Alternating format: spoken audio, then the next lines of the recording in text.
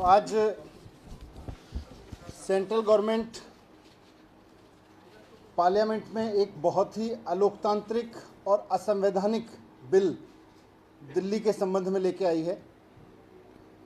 केंद्र सरकार दिल्ली सरकार को चलाने का जो GNCTD एक्ट है, ये एक्ट है government of national capital territory Delhi act. इसमें बदलाव करने के लिए एक अमेंडमेंट बिल लेके आई है। ये जो बिल है, ये जो अमेंडमेंट लेके आ रही है केंद्र सरकार, भारतीय जनता पार्टी की सरकार, ये जैसा मैंने कहा कि संविधान के खिलाफ है और साथ साथ लोकतंत्र के खिलाफ है। इस बिल में लिखा हुआ है, ये बिल है, अमेंडमेंट बिल, इसकी कॉपी है।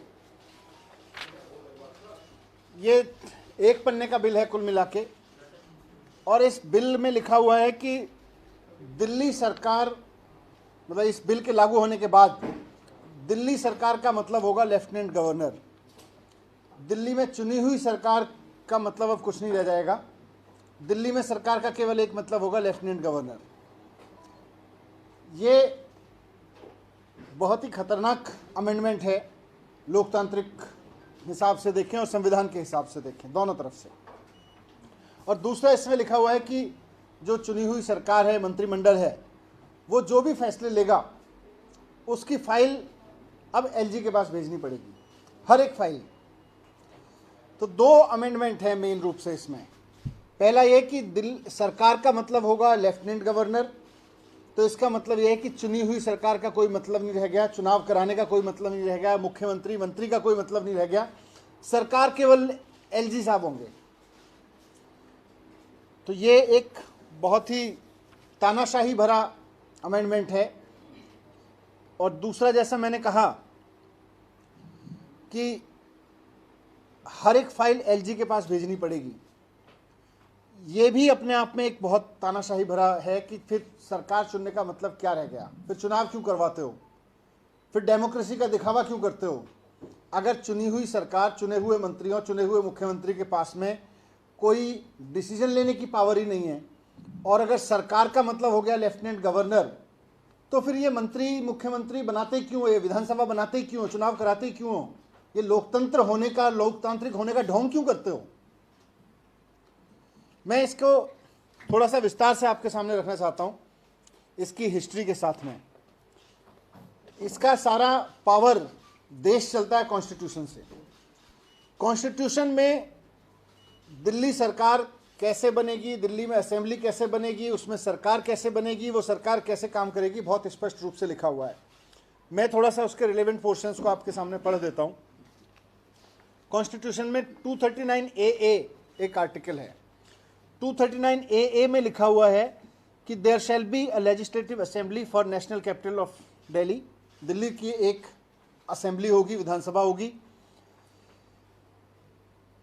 This assembly shall have power to make law for the whole or any part of the subject of the national capital territory with respect to any of the matters enumerated in the state list or in the concurrent list, except matter with respect to entries 1, 2 and 18 of state list। मतलब यह है कि दिल्ली में एक चुनी हुई assembly होगी, संविधान में लिखा हुआ है, और इस चुनी हुई विधानसभा के पास स्टेट लिस्ट और कंकरेंट लिस्ट में शामिल सभी विषयों पर एंट्री नंबर 1, 2 और 18, मतलब पब्लिक ऑर्डर, पुलिस और ज़मीन, इन 3 मसलों को छोड़ के बाकी सारे मसलों पर, दिल्ली के क्षेत्र में आने वाले सभी मसलों पर कानून बनाने का अधिकार होगा। मेक लॉ, कानून बनाने का अधिकार होगा। ये इसमें संविधान में साफ साफ लिखा हुआ है। आगे लिखा हुआ है कि संविधान, ये विधानसभा के साथ साथ दिल्ली में there shall be a council of ministers consisting of not more than 10%, उसका पूरा कंपोजिशन है। और ये there shall be council of minister of not more than 10% of the total number of members in the assembly with the chief minister at the head of aid and at the head to aid and advise the lieutenant governor.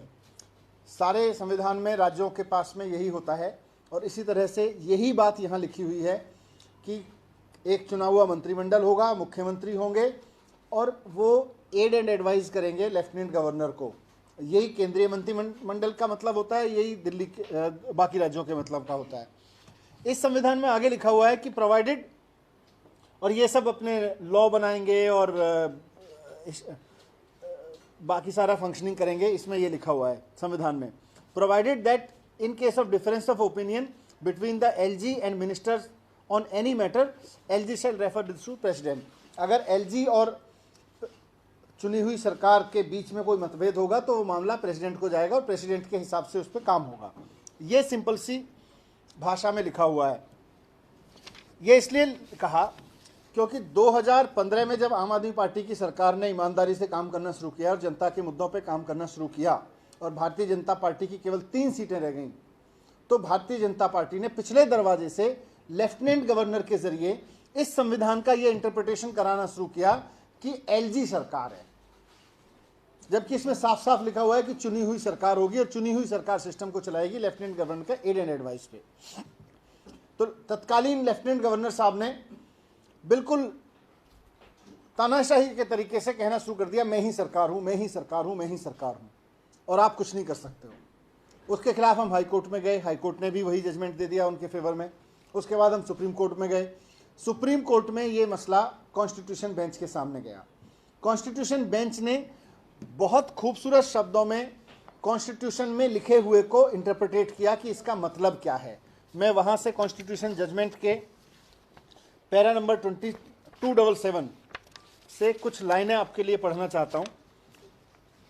Para number 277 में जो constitution bench का judgement है उसमें साफ साफ लिखा हुआ है कि the constitution being the supreme instrument envisages the concept of constitutional governance, ours is a parliamentary form of government guided by principle of collective responsibility।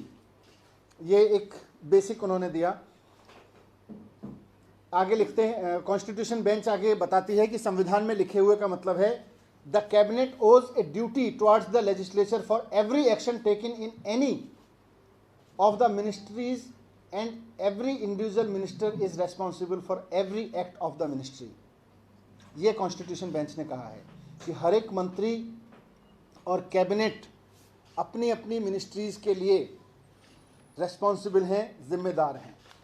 आगे कॉन्स्टिट्यूशन बेंच कहती है, इसको और आगे खोलते हुए, the constitution has mandated a federal balance where an independence of certain required degree is assured to the state governments as opposed in to centralism। A balance, centralism के खिलाफ है हमारा कॉन्स्टिट्यूशन। हमारा कॉन्स्टिट्यूशन फेडरलिज्म के बढ़ावा देता है, ऐसी व्याख्या करते हुए सुप्रीम कोर्ट कहते हैं as oppose to the centralism a balance federal structure mandate that union does not usurp all powers and the states enjoy freedom without any unsolicited interference from the central government with respect to the matter which exclusively fall within their domain। हर एक राज्य की विधानसभा के क्षेत्र में आने वाले दायरे में आने वाले मैटर्स पर केंद्र सरकार जबरदस्ती दखलंदाजी ना करे, इसके लिए कॉन्स्टिट्यूशन ने स्टेट्स को पूरा फ्रीडम दी हुई है। आगे वो लिखते हैं कि ये जो अमेंडमेंट जिसकी मैंने बात कही 239A की, उसके बारे में सुप्रीम कोर्ट ने कहा कि 69th अमेंडमेंट से आया था ये। पार्लियामेंट ने दिल्ली में रिप्रेजेंटेटिव फॉर्म ऑफ गवर्नेंस स्थापित की है। The said provision intend to provide for the capital a directly elected legislative assembly which shall have legislative powers over matters falling within the state list and the concurrent list, barring those accepted, and a mandate upon the lieutenant governor to act on the aid and advice of the council of ministers। 3 subject को छोड़ के उसके लिए उन्होंने बताया constitution ने कि legislative assembly और सरकार को दी है। The legislative assembly of the Delhi also has the power to make law over all those subjects which figure in the concurrent list and all but 3 excluded subject in the state list. फिर से उसी बात को दोहराया। आगे लिखते हैं the executive power of the council of minister of Delhi spans over all subject in the concurrent list and all but those 3 subjects. Assembly को भी पावर है, कैबिनेट को भी पावर है, काउंसिल ऑफ मिनिस्टर्स को 3 सब्जेक्ट्स को छोड़ के कॉन्स्टिट्यूशन के ऑर्डर में, कॉन्स्टिट्यूशन बेंच के ऑर्डर में, सुप्रीम कोर्ट के ऑर्डर में साफ साफ लिखा हुआ है। Union of India has exclusive executive power with respect to NCT of Delhi relating to the 3 matters. 3 subject पे उनके पास में एक्सक्लूसिव पावर है, ये सुप्रीम कोर्ट ने साफ किया। In the state list in respect to which the power of the Delhi legislature has been excluded. In respect of other matters, the executive power is to be exercised by the government of NCT of Delhi. Delhi सरकार बाकी सारे matters पे 3 subject को छोड़ के executive power use करेगी, ये भी लिखा है। आगे लिखते हैं द एड एंड एडवाइस का meaning. The meaning of aid and advice employed in the article 239 AA has to be constituted to mean that the Lieutenant Governor of NCT of Delhi is bound by aid and advice of the Council of Ministers, and this position holds true to so long as the Lieutenant Governor does not exercise his power to differ. The Lieutenant Governor has not been entrusted with any independent decision making power. ये जो amendment ये ला रहे हैं, ये साफ साफ कह रहे हैं कि आपको हर एक डिसीजन एलजी के पास भेजना पड़ेगा, हर एक फाइल भेजनी पड़ेगी, और एलजी सरकार है। सुप्रीम कोर्ट कहते हैं कि कॉन्स्टिट्यूशन में साफ साफ लिखा हुआ है कि lieutenant governor has not been entrusted with any independent decision making power. He has to either act on the aid and advice of the council of minister और has to differ and send it to the president. फिर constitution कहता है कि अगर किसी मामले में lieutenant governor any matter, अगर लेफ्टिनेंट गवर्नर और मिनिस्टर के बीच में डिफरेंस ऑफ ओपिनियन है तो एनी मैटर को भी कॉन्स्टिट्यूशन में लिखे हुए एनी मैटर को भी बहुत अच्छे से इंटरप्रेट किया है सुप्रीम कोर्ट ने 4 जुलाई 2018 के जजमेंट में।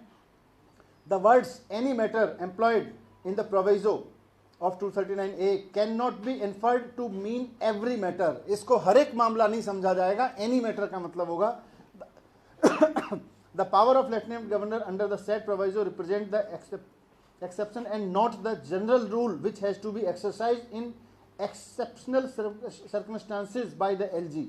बहुत रेयरेस्ट मैटर्स में ये यूज होगा, एक्सेप्शनल सर्कमस्टांसेस में यूज होगा, हर एक मामले में एनी मैटर का मतलब है कोई बहुत रेयरेस्ट मामला, हर एक मामला नहीं है। जबकि ये अमेंडमेंट कहता है कि हर एक मामला एलजी के पास में भेजना पड़ेगा।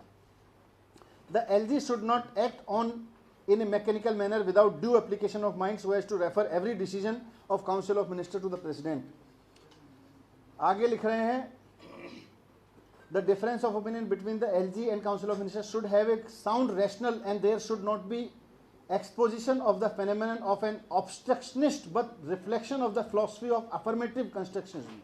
मतलब LG जो है, केंद्र सरकार जो है, वो ऑब्स्ट्रक्शनिस्ट की भूमिका नहीं निभाएगी दिल्ली सरकार के द्वारा ली गई पावर्स में, दिल्ली की असेंबली की पावर्स में।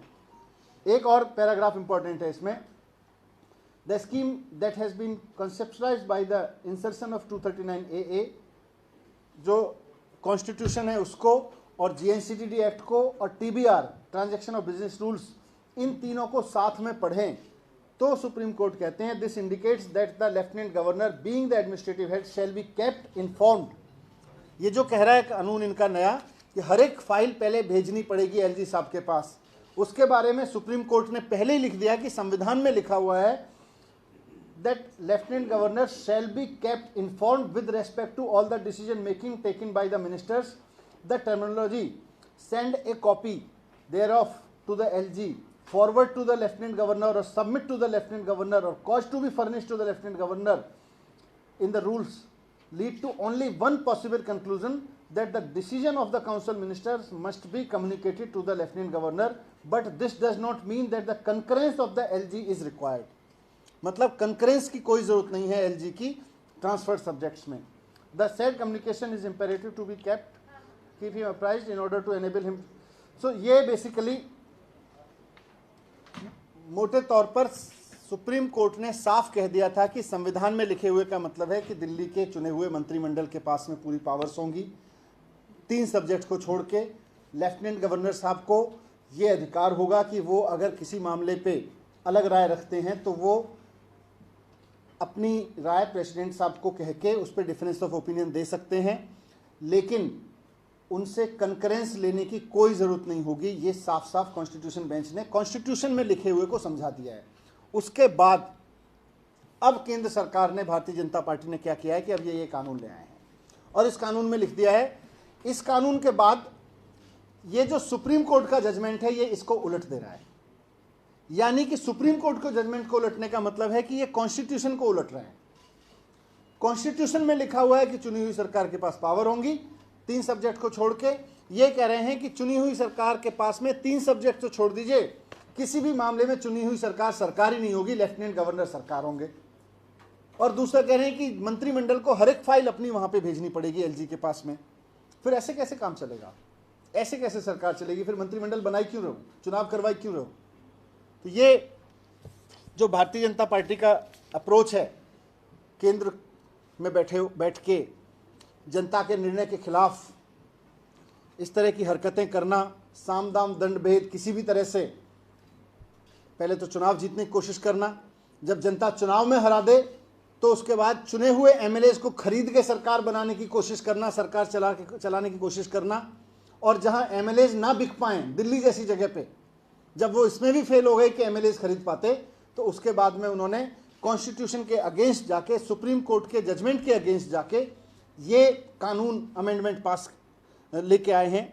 और इसमें कुल मिला के चुनी हुई सरकार की जगह भारतीय जनता पार्टी पिछले दरवाजे से अपनी सरकार बनाने की कोशिश कर रही है। ये सवाल सिर्फ आम आदमी पार्टी और भारतीय जनता पार्टी का नहीं है, ये इस देश के संविधान के ऊपर बहुत खतरा है कि केंद्र में बैठी हुई सरकार क्या कोई भी कानून पास करके जनता द्वारा चुनी गई सरकार को साइड करके गवर्नर और लेफ्टिनेंट गवर्नर के जरिए सरकार चलाने का नया तरीका खोज के लाई है, वो भी तब जबकि उसके खरीदने पे उसको एमएलएज नहीं मिल रहे या जनता ने उसको जीरो पे कर दिया। तो ये बहुत गलत चीज़ कर रहे हैं। मैं आपके सामने रखना चाह रहा था, अनकॉन्स्टिट्यूशनल इलीगल चीज़ कर रहे हैं। अभी देखेंगे सारा लीगल एक्सपर्ट से बात करके जो भी ऑप्शंस हैं वो तलाशेंगे कि इसको कैसे करना है।